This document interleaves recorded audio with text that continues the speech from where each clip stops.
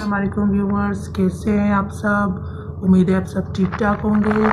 आज मैं आप लोगों के सामने एक नया फूल लेकर आई हूँ। नया डिज़ाइन है, देखिए बहुत खूबसूरत है। अब हम इसको कढ़ाई करेंगे, देखिए कितना खूबसूरत लगेगा।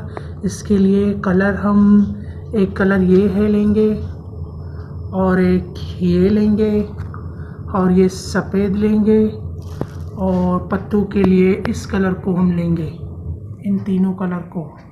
तो देखें, पहले हम पत्तों से स्टार्ट करेंगे।